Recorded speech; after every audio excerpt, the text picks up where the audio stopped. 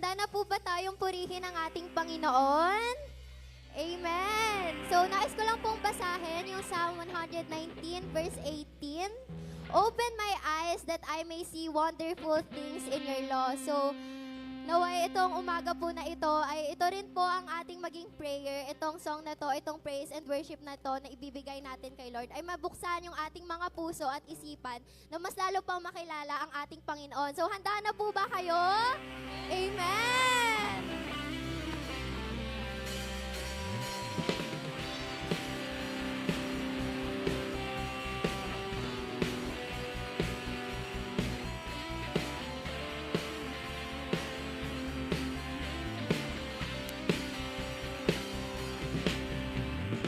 Open the eyes of my heart, Lord.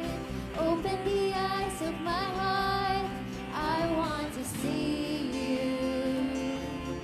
I want to see you. Open the eyes of my heart, Lord.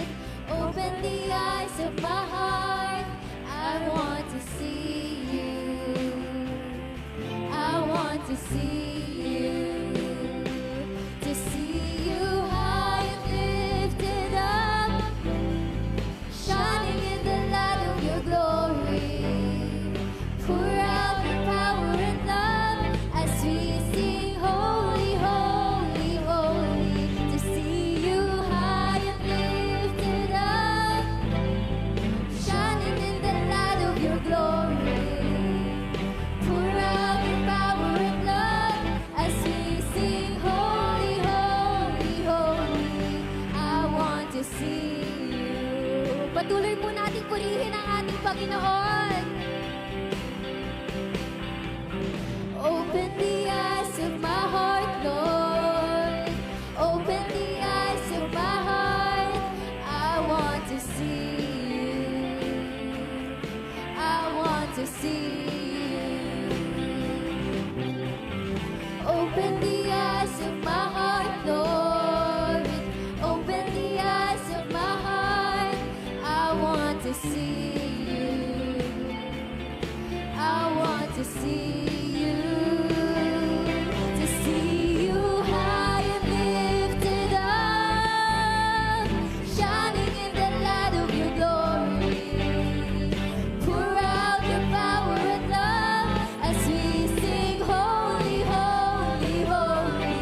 To see you high and lifted up, shining in the light of your glory. Pour out your power and love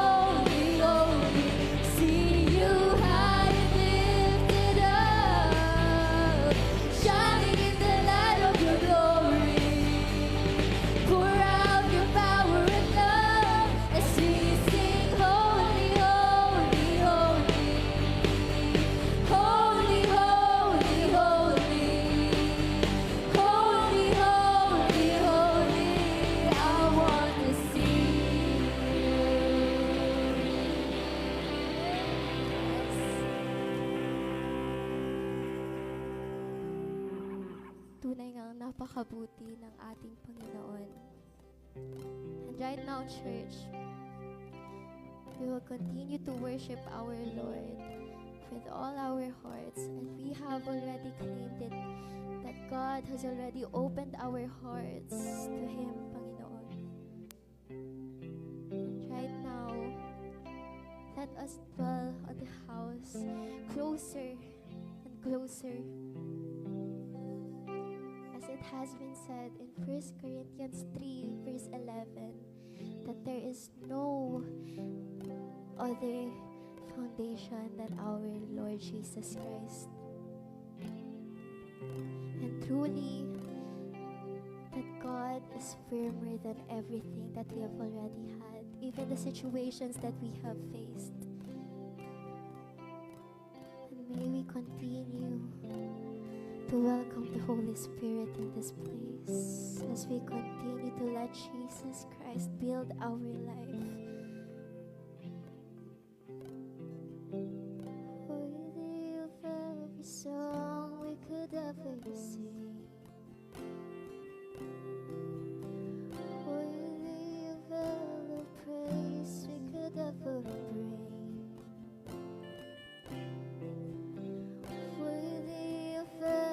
Breath we could ever breathe, we live for you.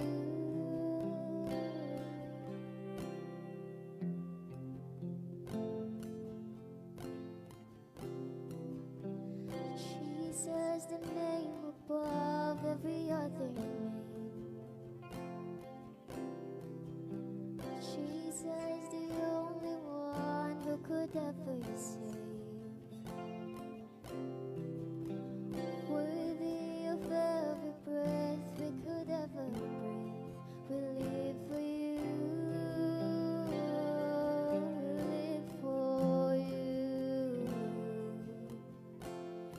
Holy, there is no one like you, there is none beside you. Open up my eyes in wonder, show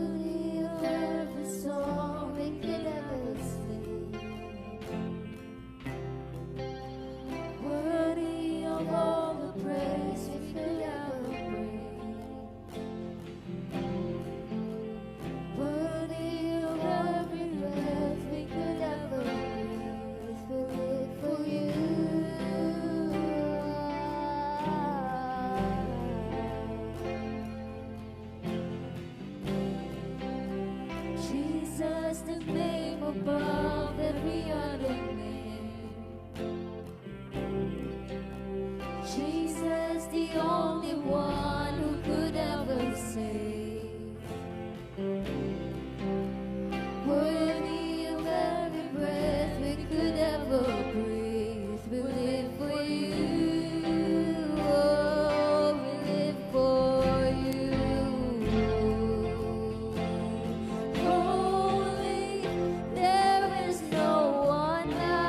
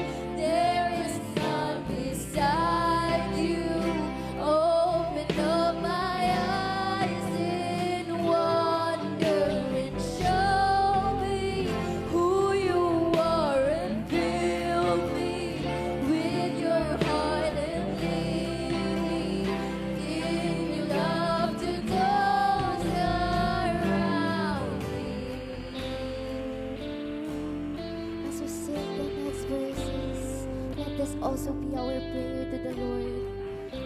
Let this also draw us closer to the Lord. And I will build my life upon your rock. It is a firm foundation, and I will put my trust in you alone, and I will not be shaken.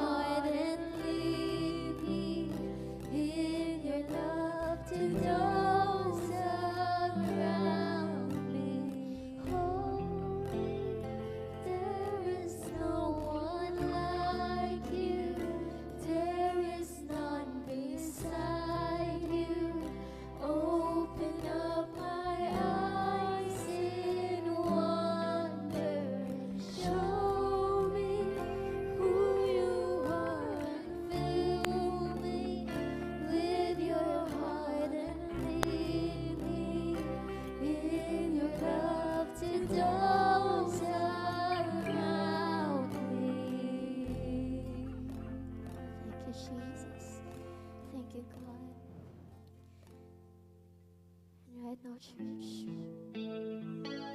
I want us to give thanks to the Lord, for He has been good to us, and His goodness continues from generation to generations. Thank you, Lord God. Thank you, Holy Spirit. Thank you, Jesus.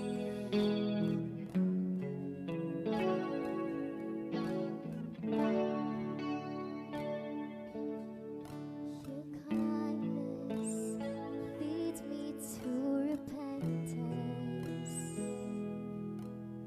Your goodness draws me to your side.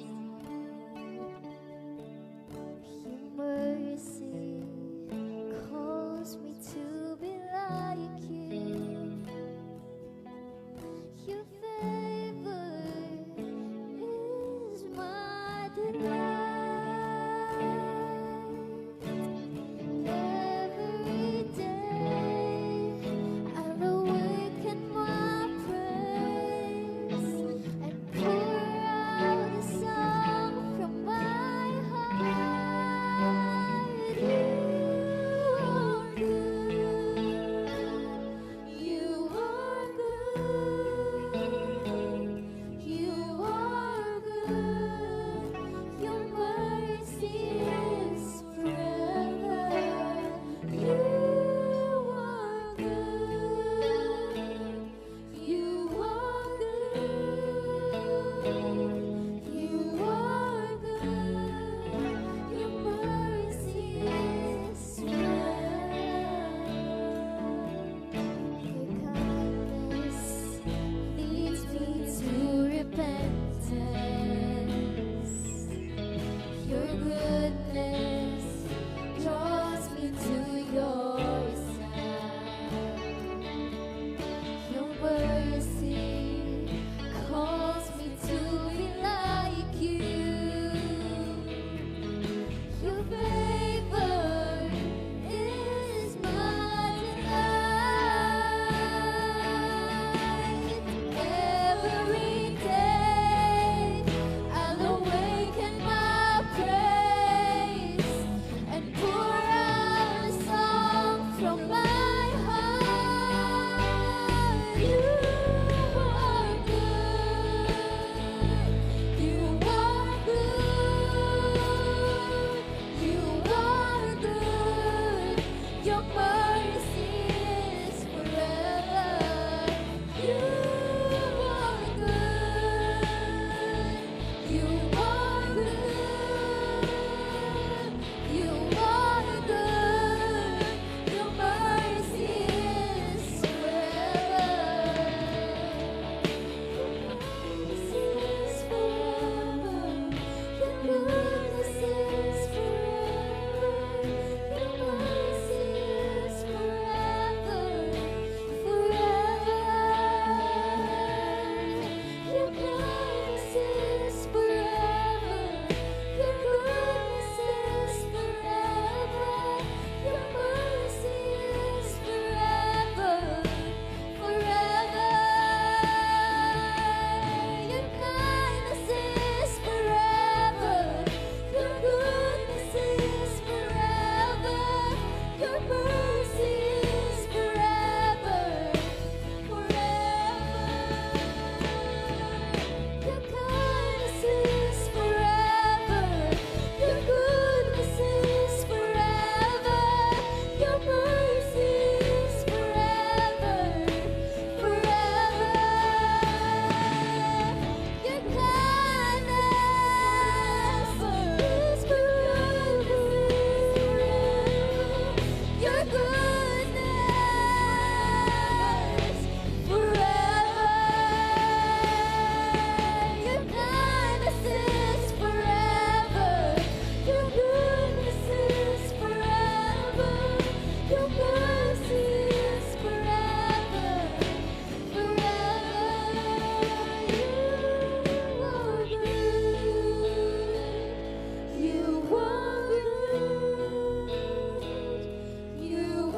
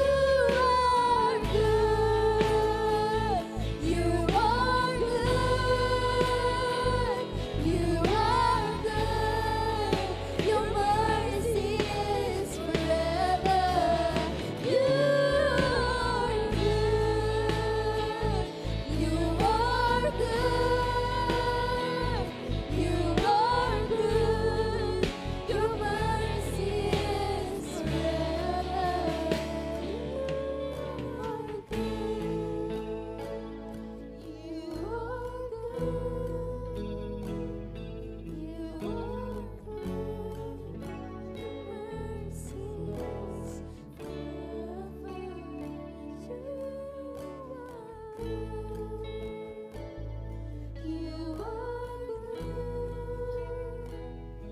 You are good. Your mercy is forever. Panginoon, napakabuti niyo, Lord God, sa aming buhay. Ang kabutihan mo, Lord, ay walang katapusan, Panginoon. Hindi masusukat, hindi may ipinta, hindi may describe, Lord God, kung gaano ka kabuti, Panginoon, sa aming buhay. Ang iyong awa, Lord God, ang iyong habag, Panginoon, ay hindi masusukat, Panginoon. With this song, Lord God, naming inaalay sa iyo, it is not enough, Lord God, to describe it, Panginoon. Kaya, Lord, maraming salamat, Panginoon. Anumang words, Lord God, anumang awit, Panginoon, anumang tula, Panginoon, anumang luha, Lord God, ang ibigay namin sa iyo. Hindi kaya, Panginoon, sumapat, Lord God, sa kung gaano kakabuti, Panginoon, sa aming buhay, Lord God. Panginoon, maraming pong salamat, Lord God, sa umagang ito, Panginoon. Dalangin ko, Lord God, na yung banal mong Espiritu, Panginoon, ang bumalot, Lord God, sa puso ng bawat isa. That everyone here, Lord God, receive, Lord God, a heart, Panginoon, that is grateful, Lord God, sa lahat ng iyong ginagawa, Panginoon. Maraming pong salamat, Lord God, at binabalik namin sa iyo wala hanggang papuri at pasasalamat sa matamis na pangalan ng iyong anak na si Jesus. Amen and amen.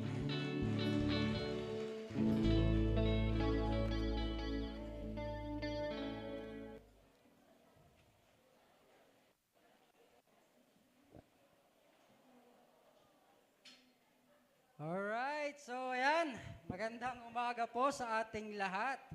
Ayan, maging sa Facebook Live, no, na sa mga nanonood ngayon na nasa bahay, especially yung asawa ko na naka-bed rest pa rin, no. I don't know kung nanonood siya. So, ayan, so, good morning sa bawat isa. Ayan, sa mga bago po, kung may mga bago po dito, bagong balik sa church, welcome po again, no. So, Win, Sukat, same time po ng service, no? 10 o'clock to 12. Ayan. So, ngayon po, month of February, no? So, pakitingnan nyo nga po yung katabi nyo kung in love. Patingin niya po, in love po ba o hi? In love po ba? In love. Ayan. Month of love daw ngayong buwan. Ayan. Nararamdaman na ba natin yung Nararamdaman na ba natin yung kilig to the bones? Love, yung mga mall ngayon, kung makikita nyo, naglalabas na sila ng mga bulaklak. Ayan, so mga humanda na yung pera nyo, no? So mga flowers, chocolates, gift cards, balloons, teddy bears. Ayan, this is how you express your love. Ano po? Kakaroon tayo ng expression of love. Lahat tayo marunong magmahal, no? Ayan, alam niyo po ba, according kay Gary Chapman, kaya si Gary Chapman, actually, di ko rin kilala eh. So, meron tayong tinatawag na 5 love languages. Kinategorize niya sa 5 love languages. Alam niyo po ba yung yung love meron siyang languages? Actually, nalaman ko lang to, siguro mga na ako, 22. Ayan, nung kachat ko si Ate Mika nyo, sabi niya sa akin, anong love language mo? Siyempre, hindi ko alam. Sabi ko, English. Joke. Sabi ko, sige, ikaw muna. Diba? Sabi niya, physical touch, word of affirmation. Sabi ko, yan na lang din yun sa akin. So lahat tayo, meron tayong 5 love languages. Yung number 1 dito, sa ating love languages is words of affirmation. Ayan. So mga medyo may edad na, siguro hindi pa ito uso dati, mga love language. No? Hindi pa uso. Nito lang to eh. Ngayon ko lang din nalaman eh. Diba siguro bagong discover, no? 5 love languages. Number 1, word of affirmation. Ibig sabihin, ito yung klase ng mga tao na masaya sila kapag binibigyan nyo sila ng compliment. No? Binibigyan nyo sila ng, pinupuri nyo, ang ganda ng buhok mo. Sis, ngayon, di ba? So, tuwang-tuwa siya. Talaga ba? Saan ka nagpasalon? Di ba? So, may mga gano'n, no? So, parang bumublooming ka ngayon. Yan, tuwan-tuwa sila sa gano'n, no? Words of affirmation. So, actually, ako kasi, problema sa akin, din ng asawa ko yan, hindi ako marunong magganan. Mag-affirm masyado. Sabi niya, hindi mo ako pinupost sa Facebook. Di ba? Hindi mo ako inaano. Di ba? Dami kong pictures, di ba? Word of affirmation, di mo ako inaano. Pag nag-caption ka, heart lang. Tingnan niyo yung post ko. Puro ganun lang. Di ba? Word of affirmation. Sabi ko nung nakaraan sa kanya, nung inayos ko yung buhok, matandang gender reveal, no? Kulay black na yung buhok niya. Tama ba? Lagi yung makikita niyo asawa ko, purple, green yung buhok, blonde, brown, gray. Ngayon kulay black. Tinaray ko i-affirm. Sabi ko, ang ganda ng buhok mo. Sabi niya, parang maganda, parang buhok ng kabayo. Sabi ko, compliment yon kasi ako gumawa eh. Pero maganda, di ba? Maganda yung buhok ng kabayo, ha? Shiny and smooth. Sabi ko sa kanya. Doon ako naging masaya siya. Second is acts of service. Mga boys usually, alam niyo yung masaya sila, ayaw nila ng pinupuri sila. Feeling mo, binabola ka lang. Yung iba naman, acts of service, gusto nila pinaglilingkuran mo sila. Like mga lalaki, gusto tinitimplahan ng kape sa umaga, paglabas, pinaplansya yung mga damit, pinaghahandaan ng pagkain, kahit kaya mong gawin, gusto mong ipagawa sa kanya kasi you feel love kapag ginagawa sa iyon. Tama ba? Yung mga may asawa, usually acts of service, no? So, dapat grateful tayo kapag mga partners natin, mothers, parents natin, ginagawa sa atin yan. No? Pinagsisilbihan ka. This is one, second din sa mga usual na mga love language natin. No? Acts of service. Ako, ganun ako. Acts of service. No? Number 3, receiving gifts. Ayan, happy ka kapag nakatanggap ka ng regalo. Wala kang pakialam kahit di ka purihin. Kahit hindi ka pagsilbihan. Basta meron akong gift, wala akong pake doon. Basta meron akong gift. Sino po yung ganon? Huwag na magtaas ng kamay. Di ba? Masaya ka kapag nakakatanggap ka ng regalo. Actually, lahat naman siguro masaya. Di ba? Receiving gifts. Pero merong iba, yun talaga yung love language nila. No? Kaya yung iba, ayaw nila nang binabati lang sila sa Facebook, kailangan merong regalo. Send Gcash, mga ganon. Di ba? May mga regalo tayo. Number 4, quality time. Yan, sa rin yung sa mga gusto ng asawa ko, quality time. Gusto niya yung nag-uusap ng malalim. No? Gusto niya yung nagko-coffee, hindi ka nagsi-cellphone, di ba? Nag-uusap kayo, nagre-reminisce kayo ng inyong buhay. Di ba? Nagkakaroon kayo ng quality na usapan. Di ba? Hindi yung kung ano lang pinag-uusapan niyo. Pinag-uusapan niyo kung ano na kayo, di ba? Ano na yung kamusta ka, mga ganon. Gusto na yung quality time. Kahit short lang, basta quality. Kaya yung iba nagko-coffee shop, kahit may kape naman sa loob ng bahay, lumalabas pa rin para mag-coffee kasi doon nagkaroon ng quality time. Mga dates. Diba? Number 5, physical touch. Ayan. Pakitapik nga yung katabi nyo. Kung physical touch. Pag nagalit, ano yan? Hindi physical touch, di ba? Yung mga physical touch, ito yung mga masaya sila kapag niyakap, na holding hands. Pero sa mga mag-asawa lang to at nanay at tatay. Kung mag-boyfriend, girlfriend kayo, wag muna. Di ba? Physical touch, hugging, holding hands, di ba? Kissing. Ayan, masaya sila sa ganon. Merong iba, yun, nagpapahalik. Di ba? Yung iba kahit sobrang init, yakapin mo ako. Kasi, ano ko yun eh. Yung iba nga, yung ikaw, gusto mong yumakap, yung partner mo ayaw, masisipa ka lang. Kahit anong yakap mo, kung hindi niya love language yung physical touch, masisipa ka talaga. Di ba? Merong ganon eh, no? Especially yung mga lalaking anak, di ba? Pag niyayakap ng nanay, ayaw na, di ba? Pero pag girlfriend, gusto, di ba? Grabe. Bias, no? Ayan. So, meron tayong 5. So, pakicheck na lang kung alin dyan yung senyo. Di ba? So, meron bang naka 5? Pag meron kayong 5, ang dali niyong pasayahin. Pag mga isa lang, medyo mahirap. Kailangan kilala kayo ng partner niyo. Ayan. So, this Sunday, we will proceed sa ating series. It's called Kingdom Service, no? Ang nasign sa akin is characteristic or behavior ng isang servant. Ayan. Characteristic or behavior ng isang servant. Ayan. Pakitingnan nyo nga po yung katabi nyo. Pakidescribe kung anong ugali meron siya. Di ba? Kung ano ba ang ugali ng isang servant. Patingin. Di ba? Sabi ng, ayan, yung iba sabi, mabait. Ayan, mabait daw. Di ba? Parang si Si Jay natatawa nung tumingin siya kay mabait, di ba? Matulungin. Matulungin ba mga katabi nyo? Mapagmahal. Mapagmahal. Ayan. So yung mga yan, yung iba nagtatawa na, yung iba naghihikab lang eh, di ba? Yung pala yung servant, di ba? Inaantok. Ayan. So yun ang ating pag-uusapan ngayong Sunday, no? Characteristic or behavior ng isang Christian or servant. Actually, sobrang dami nito, pero inanarrow down ko lang to sa pinaka-basic, pinaka-simple, na mas maiintindihan natin. Our title for this Sunday is, A Love That Serves. Yan, A Love That Serves. Ayan, pwede po tayong pumikit lahat, and let's pray. Maraming Diyos, mga pangyarihan sa lahat. Maraming salamat, Lord God, sa umagang ito, Panginoon. Dalangin ko, Lord God, na sa bawat salita mo, Lord God, na aming pag-usapan, Panginoon, dalangin namin, Lord, na ito ay pumasok, Panginoon, sa aming puso't isipan, Lord. Ito'y matanim, Panginoon, ito'y mamunga, nang ito'y may apply, Panginoon, sa aming buhay, Lord God, pati rin sa kapwa namin. Maraming salamat, Lord God, in Jesus' name. Amen. Kung meron kayong Bible, let's open it to Luke chapter 10, verse 25 to 37. Ayan, kung meron kayong Bible, no? Ayan, paki-open na. Ayan, magagamit na ngayon yung Bible nyo. Diba?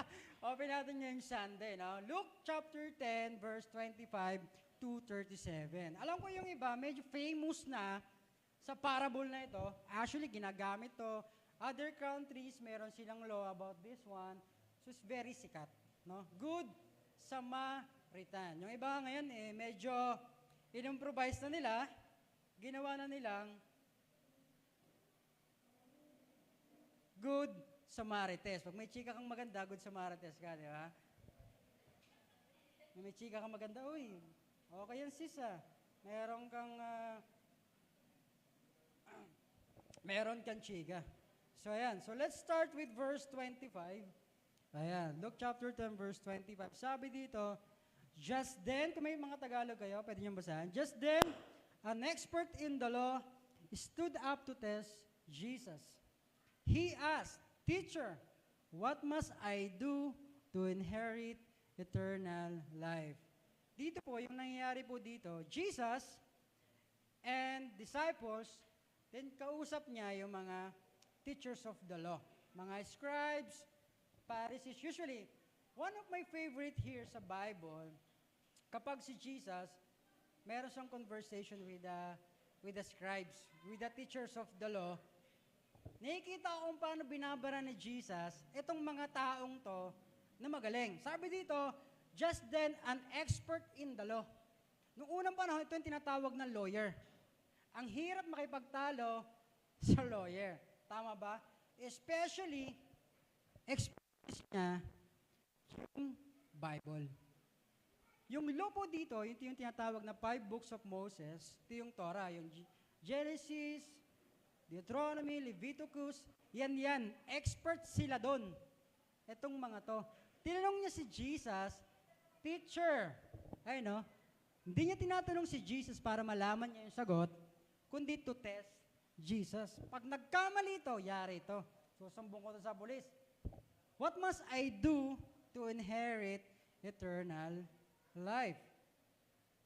Verse 26, Jesus answered him, What is written in the law? What do you read there? Ganda na sagot ni Jesus, no? Tinanong siya at sinagot niya rin to ng patanong.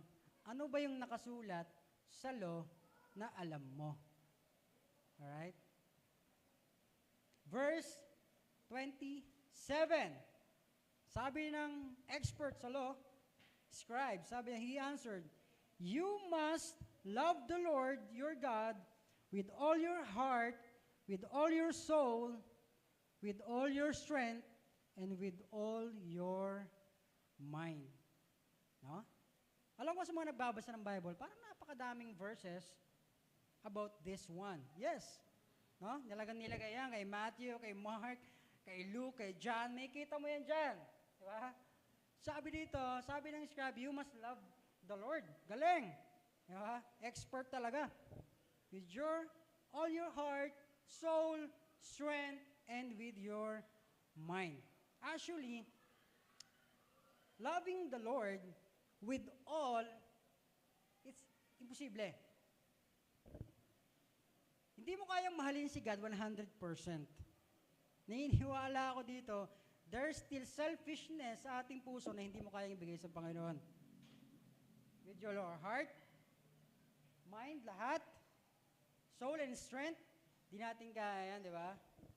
Hindi natin kaya. And sabi dito, and you must love your neighbor as yourself. Aling na? You must love your neighbor as yourself. Sino po dito yung mga nagmamahal sa sarili nila? Of course, yes. No?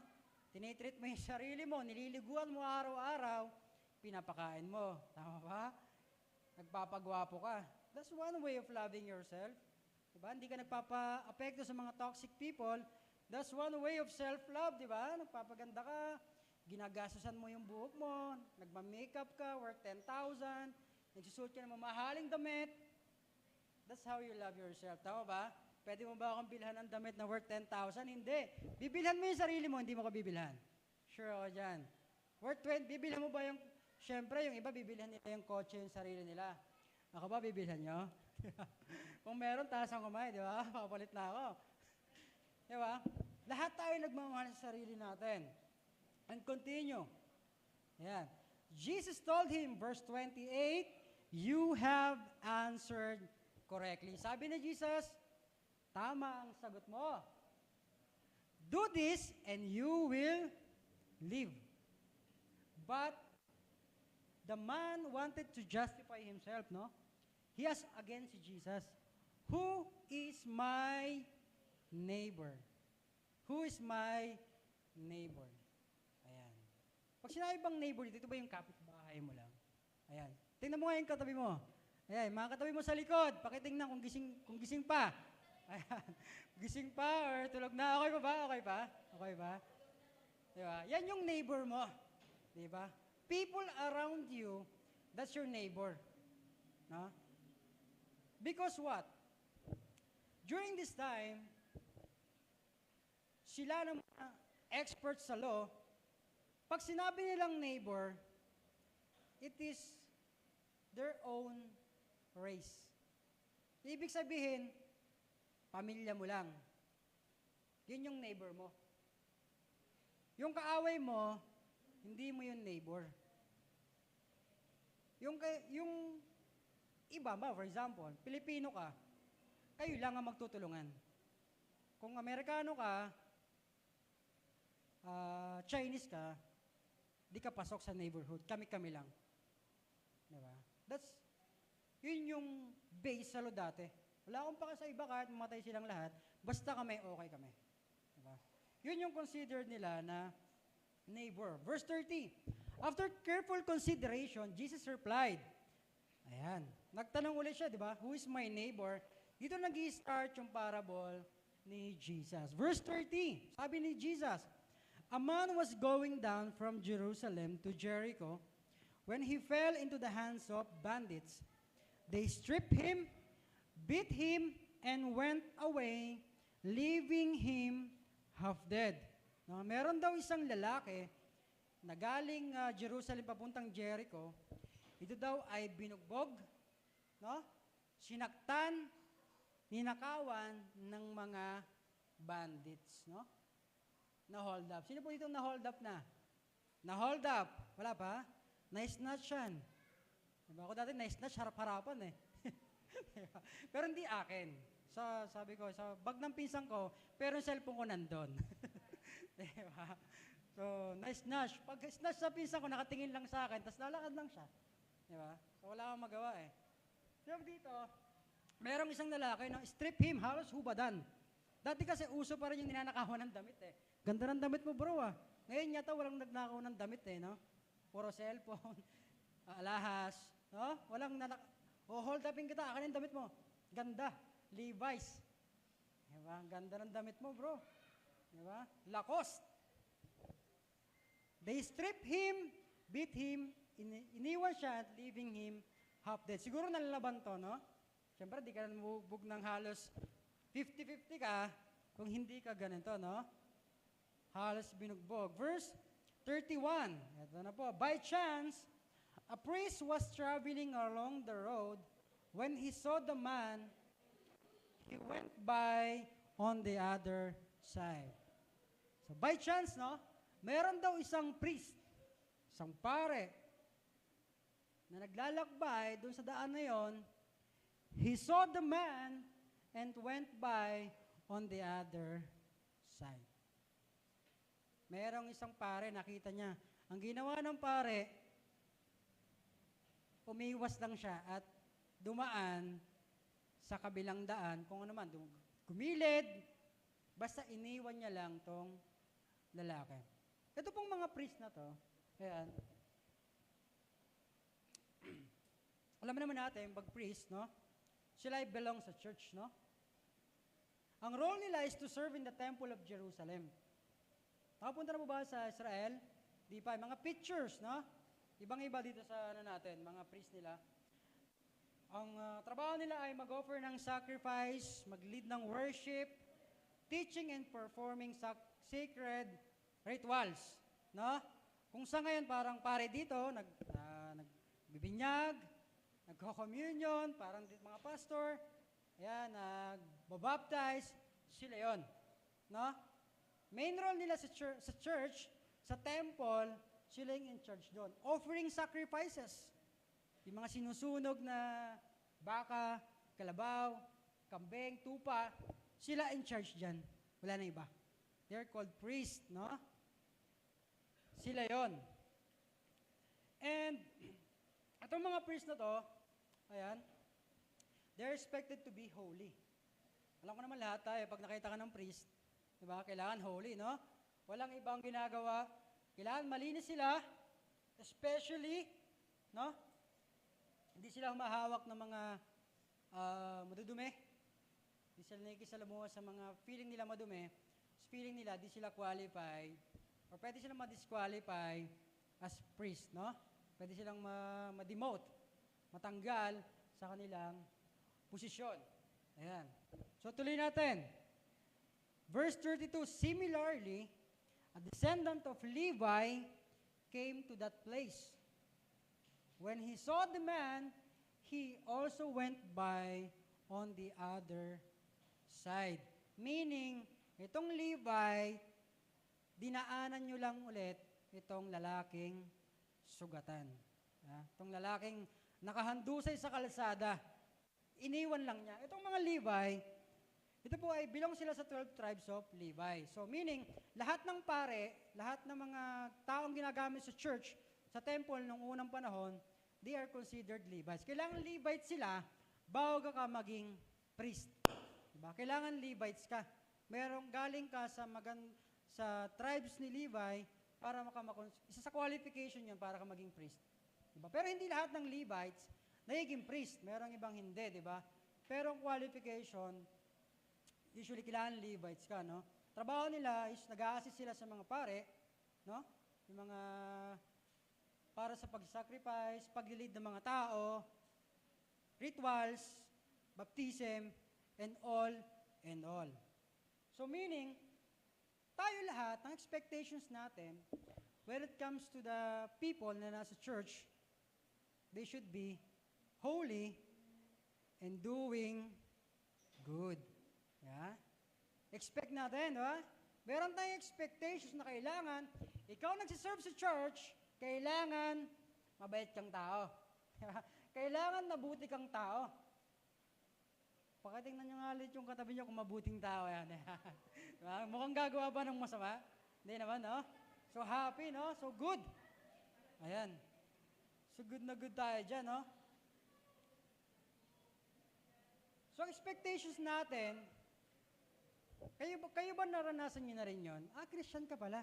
So mabait ka. So, matulungin ka. Diba?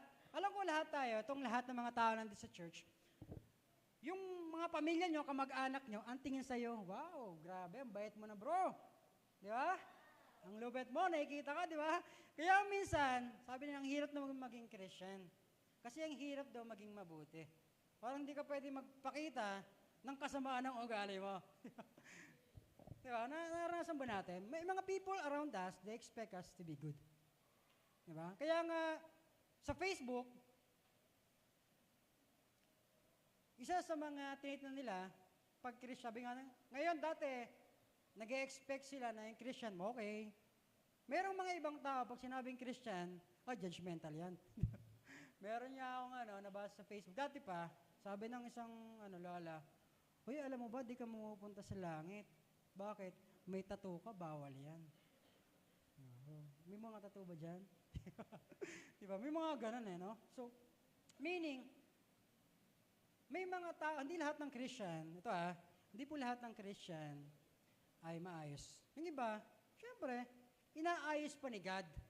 Nagsisimula pa lang di ba? Nagsisimula pa lang. Hindi lahat talaga, okay.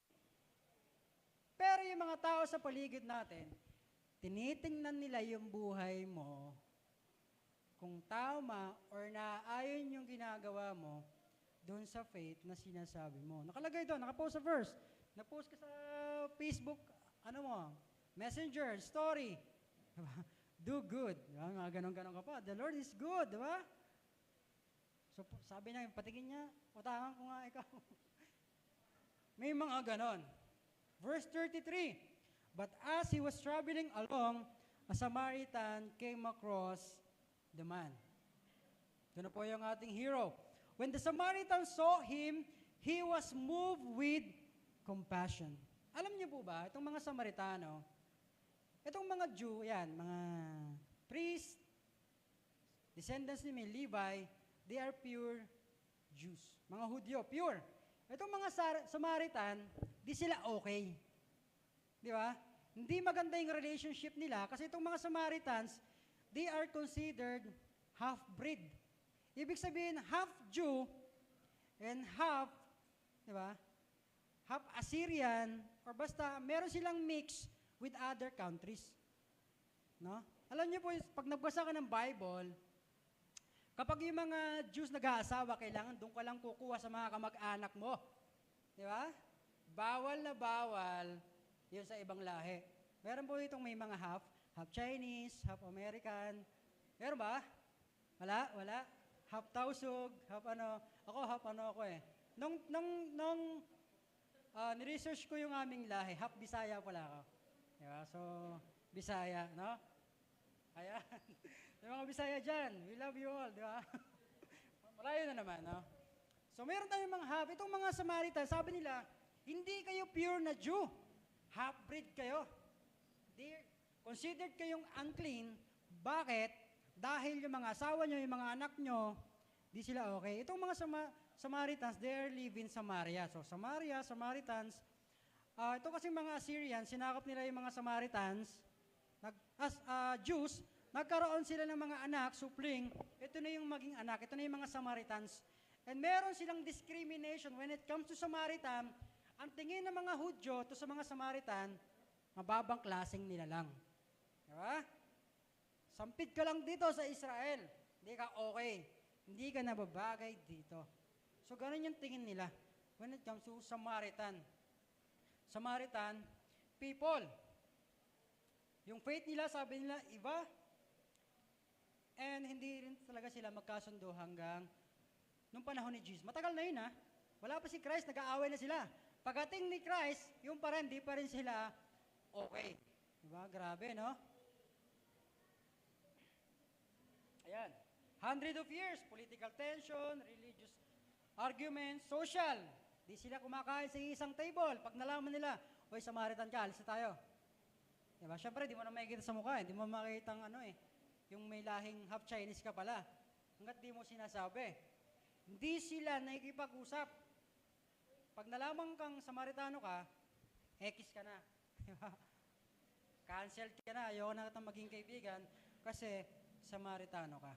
Verse 34, "He went to him and bandaged his wounds, pouring oil and wine on them. Then he put him on his own animal, brought him to an inn, and took care of him." Ang ginawa ng Samaritano, binuhusan ng wine, ng kanyang sugat. Yung wine, considered alcohol, panglinis ng sugat, and oil, pantanggal ng mga sakit. Siyempre, parang mefenamic, pero hindi naman sobrang mefenamic, painkiller, pero kahit paano yung oil is makatanggal ng sakit. Alam niyo ba noong unang panahon, yung wine and oil, they're considered expensive. Bihira yan. Meron kang oil, meron kang wine, bihira yan. So ang ginawa nitong Samaritano, tinalian, ikinarga sa kanyang dalang animal. The next day, he took out 2 denarii and gave them to the innkeeper. Dinala siya sa isang parang hotel or bahay na pwedeng tanggapan or hospital.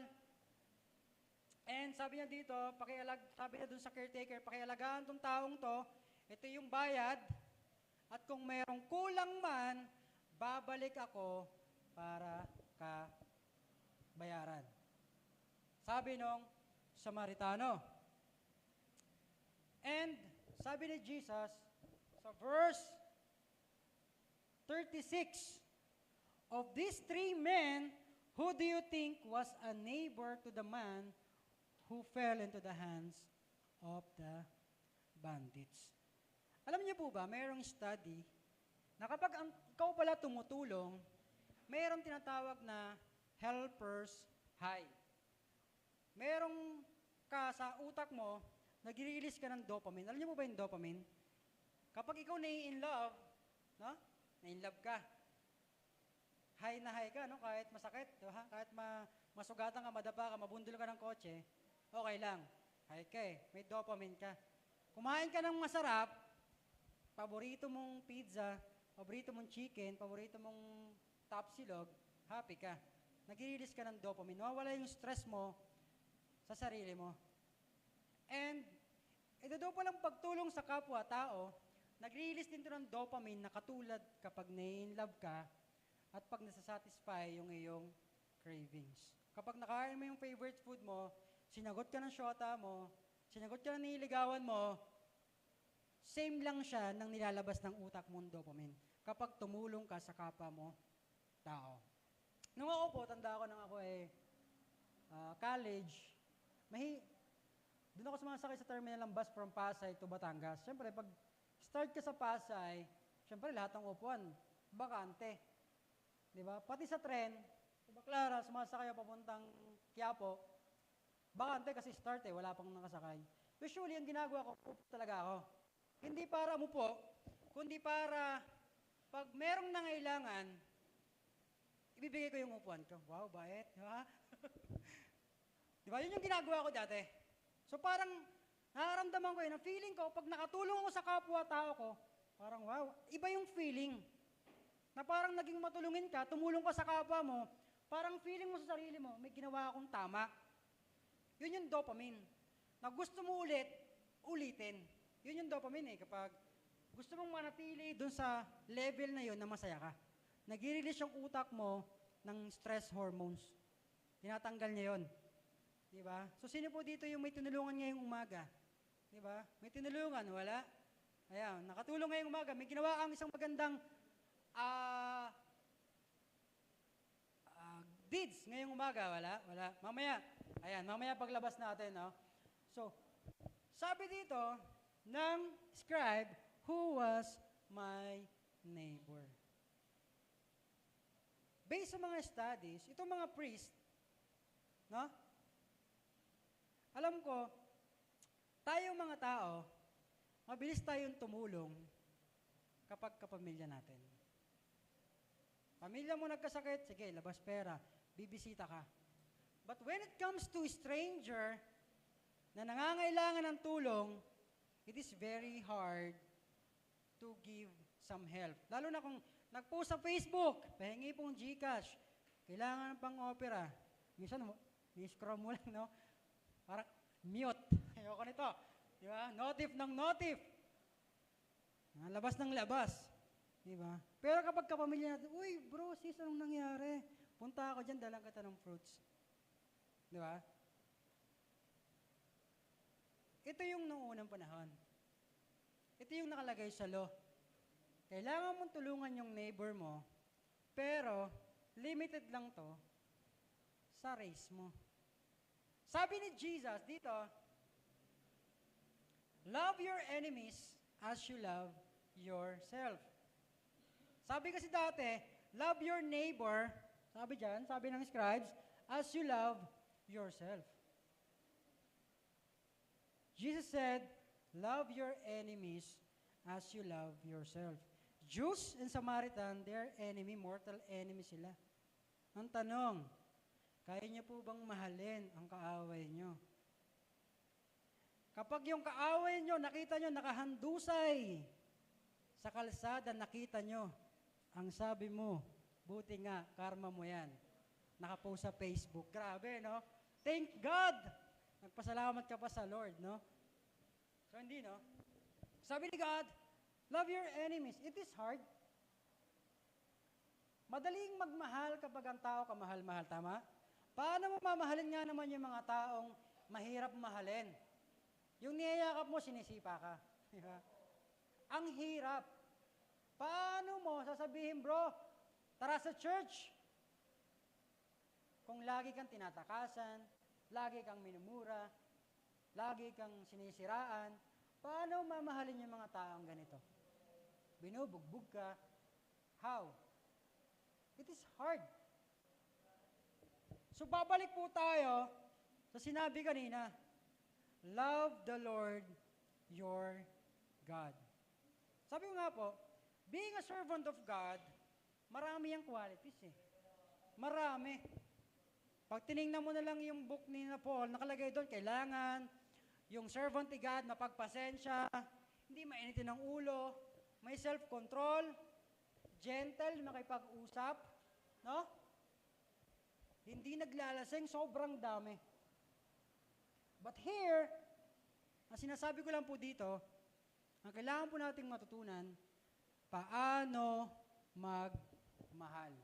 Kasi lahat po ng yan, kung nyo pong titingnan, ang bottom line lang po niyan, kailangan marunong kang magmahal.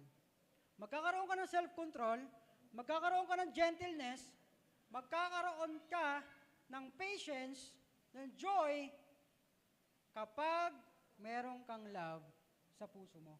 Kaya nga po sinasabi dito,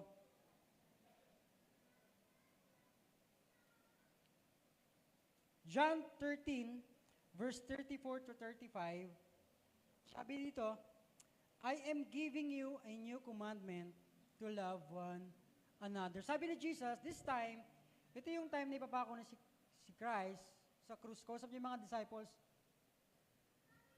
ito yung bagong commandment. Sabi niya, just as I have loved you, you should love one another.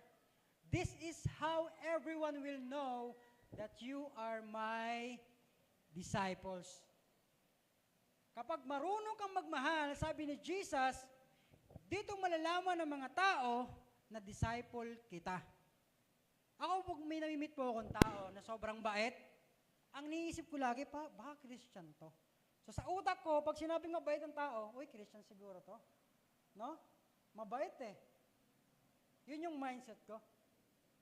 If you have love for one another, kung meron kang malasakit sa kapwa mo tao,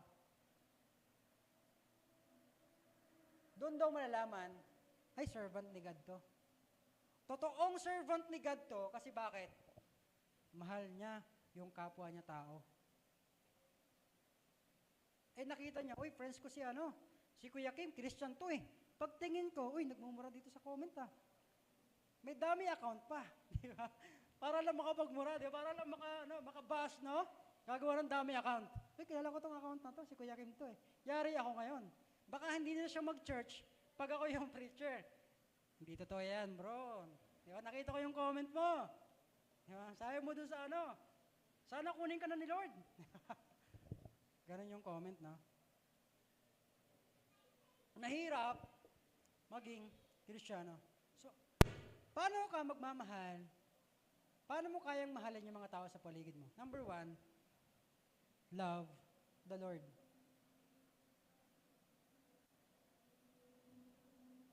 Lahat ng pagmamahal na meron ka, dapat nanggagaling sa Panginoon.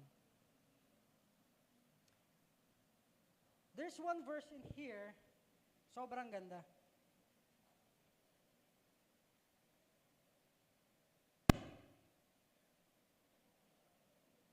Sabi dito, love others, dami no? Una, love yourself, love your neighbor as you love yourself. Tapos merong, love your enemies as you love yourself. Ito yung pangatlo. Love others as I have loved you. Sabi ito, cancel mo na yung love your others as you love yourself kasi hindi mo naman mahal ang sarili mo eh. Kung paano yung ginagawa mo sa sarili mo, ganoon din gagawa mo sa kapwa mo tao. Kung pinapabayaan mo yung sarili mo, ganoon din gagawin mo sa iba. Ito ngayon, love others as I have loved you. Kung paano kita minamahal, ganoon mo mahalin yung mga tao sa paligid mo.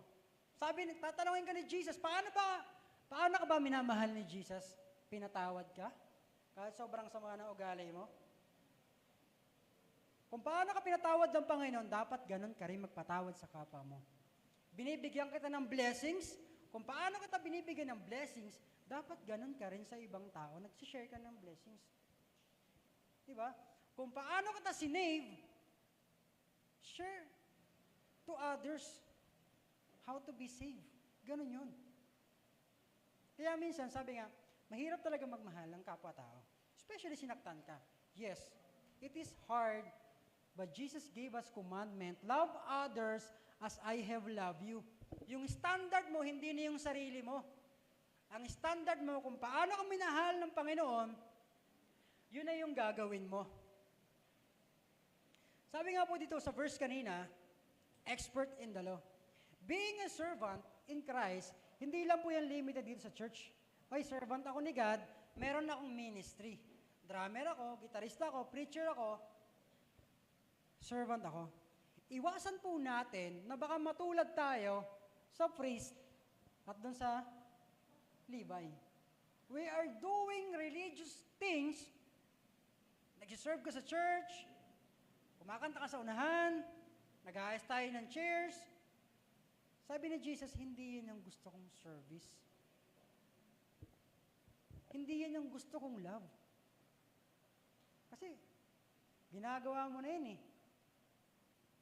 The parable of the Good Samaritan, this is one of the example ng ang pagiging servant ni Christ, hindi lang sa loob ng church. Ito yung paglabas mo mamaya sa church. May tao kang nakitang nangangailangan ng tulong, that's how you serve the Lord. Doon nila malalaman na, tinulungan ni Ate Miday itong na-aksidente. Uy, Christian siguro to, ang bait eh. Diba? Sabi ni Jesus, doon malalaman ng mga tao na disciple ka kapag mahal mo yung kapwa mo tao, kahit hindi mo kakilala, tutulungan mo. Sobrang very nutritious yung mga ganitong verses, no? Na being a Christian, hindi lang siya limited dito sa church. Kailangan maghanap ako ng ministry. Kailangan meron. Hindi mo kailangan meron. Kung meron, thankful ka. Kung wala, you can do. Meron ka bang magagawa outside. Kita mo yung example dito? Yung example dito ni Jesus, hindi yung, oy, may nahimatay sa loob ng church, tulungan natin. Hindi. Sa labas ng simbahan. Alam niyo po ba, reading the Bible, being expert sa Bible, alam ko lahat yan, Kuya Kim, alam ko lahat ng verse, John 3:16, John 14:6, 1 Corinthians, alam ko lahat yan. Nabasa ko na yung Bible from intro to Revelation, Genesis, nabasa ko na lahat yan, Kuya Kim eh. Ang tanong, nai-apply mo ba? Baka matulad tayo sa mga pariseyo, sa mga eskriba, they called themselves as holy, servant ni God, pero hindi yun talagang ibig sabihin nun. Serving the Lord is not about here sa loob ng church. Ang importante po dito, how you apply the Word of God. Kahit pa malaman mo sa Book of Revelation kung ilan yung kabayo, kung kailan darating si Lord, kung ilan mga simbahan dito, uy, alam ko yan, Kuya Kim. Kung hindi mo ina-apply sa buhay mo, it's useless. It's useless sa buhay po natin.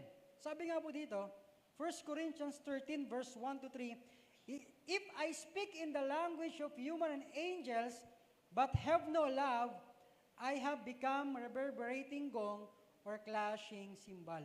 Kahit nakakapagsalita ako ng lengguwahe ng mga anghel, kung wala akong pagmamahal, para lang akong maingay na, di ba? Nag-iingay ka lang. Wala kang dating. If I have the gift of prophecy and can understand all the secrets and every form of knowledge, kahit meron kang absolute faith, kaya mo makapagpalipat ng bundok, kung wala ka daw pagmamahal, you are nothing. Wala ka daw. You have nothing, kahit ka sobrang tindi ng faith mo, kaya mong gumawa ng miracles, pero kung wala kang pagmamahal, sabi sa 1 Corinthians, you are nothing. Even if I give away everything that I have, kahit isacrifice ko lahat ng meron ako, but I have no love, I gain nothing. Kahit magsakripisyo ka dyan, ginagawa mo ang isang bagay out of duty, napag-utusan ka lang, pero hindi mo mahal yung ginagawa mo, it is nothing. Napupunta lang sa wala. The greatest among here is love. Jesus came here from heaven to earth, hindi para pagsilbihan, kundi magsilbi. Kung papansinin nyo, Jesus washed the feet of His disciples. Hinugasan niya yung paa ng kanyang mga disipulo. Alam niyo po ang ginawa dito ni Jesus? Hindi siya umupo sa trono, sambahin niyo ako, no. Jesus, di siya nag-stay sa lugar para, uy, dito na ako magpapastor sa Windsukat. Hindi. Ang ginagawa niya, lakbay siya ng lakbay, lakbay ng lakbay. Ang ginagawa niya during naglalakbay siya, nagpapakain siya. May nakita siyang may sakit, papagalingin niya. May nakita siyang socially rejected, masamang tao, ayaw lapitan, siya, nilalapitan niya. This is the way of Jesus. Kung papansinin niyo yung kung paano si Jesus nabuhay sa loob dito, very different sa nakasulat sa law. Sabi niya, ni Jesus, sobrang kakasunod niyo sa law, nakalimutan niyo ng magmahal. Nakalimutan niyo na kung paano maging kapwa-tao. Sabi ng mga scribes, Jesus, bawal ka magpagaling kapag linggo. Sabi ni Jesus, nangangailangan na, hindi mo ba papagalingin? Hindi, based sa law, bawal yan eh. Nangangailangan eh. That's love. Alam mo po, sa buhay po natin, there are a lot of times maraming taong hihingi sa atin ng tulong. Without the love of God, hindi mo sila kayang tulungan. It is hard. Mahirap magbigay ng perang pinaghirapan mo.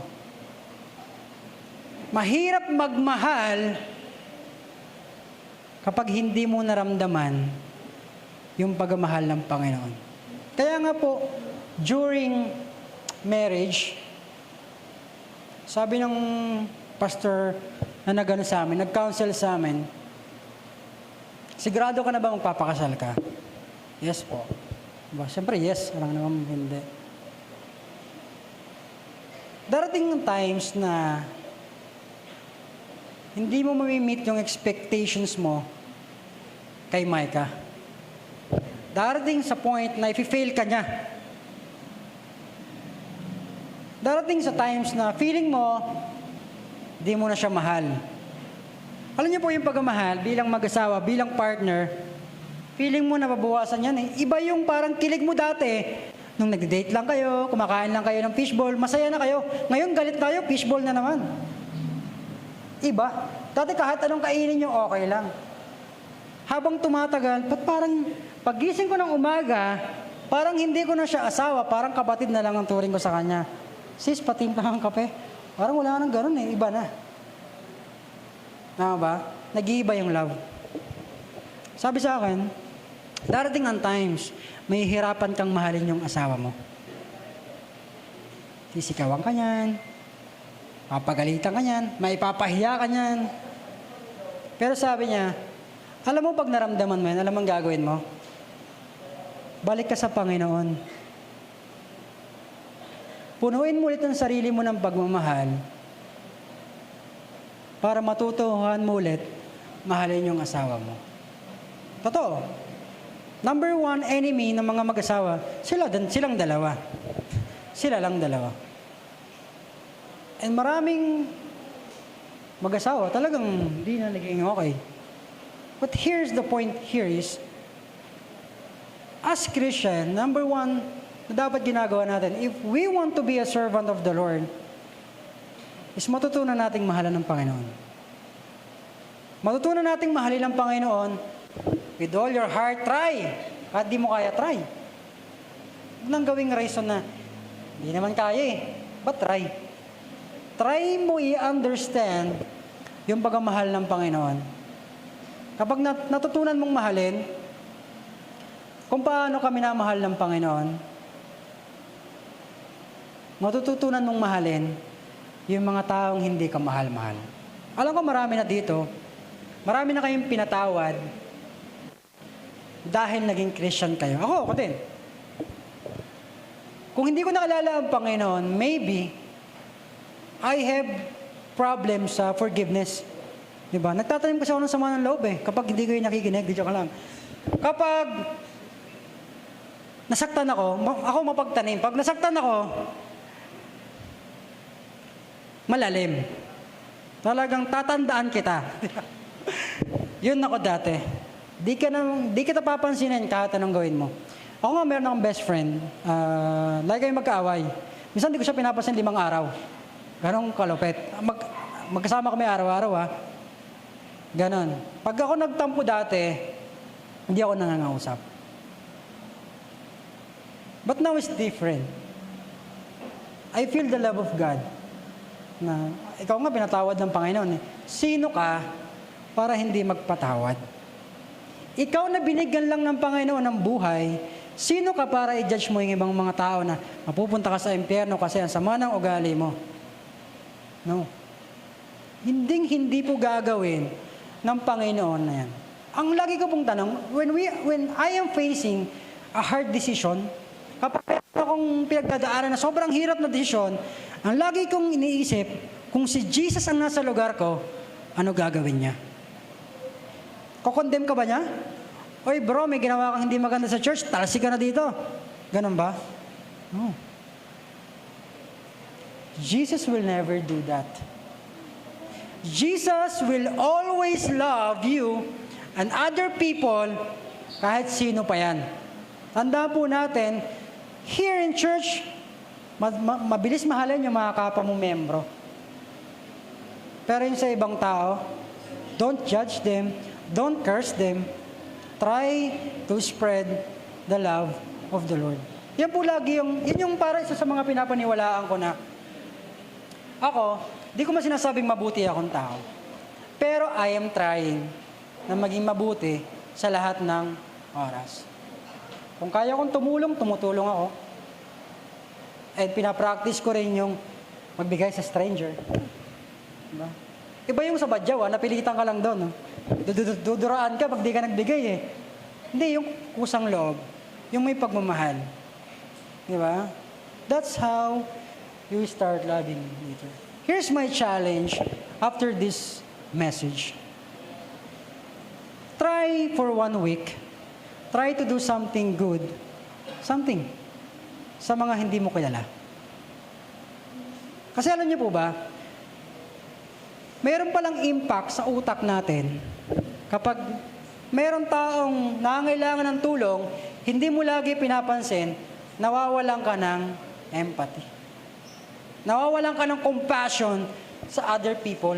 Ang tingin mo sa other people, masamang tao yan. Pamilya mo lang ang poprotektahan mo.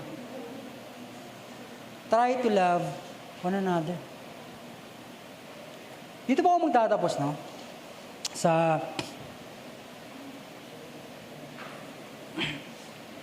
cross. Kapag ako po, nakikita ko lagi yung cross. No? Pag nakita niyo ako nakatulala, hindi po ko stress ha. May iniisip lang ako pag nakaganyan. No? Sometimes God revealing some convictions sa akin. For example, cross.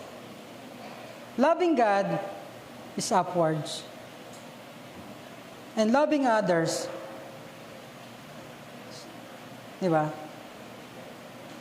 Horizontal. Parang cross. You love the Lord, and you love other people. Di mo pwedeng sabihin, mahal mo ang Panginoon, pero di ka marunong magmahal ng tao. Hindi mo kayang mahalin yung mahal ng Panginoon. Hindi siya pwede. Hindi mo pwedeng sabihin, servant ako ni God, pero hindi kita mahal. Ang pag-ibig ng Diyos ay walang pinipili. Dapat ganun din tayo. Hindi lang tayo namimili kung sino yung tutulungan natin kasi lahat ng tao nangangailangan ng Savior.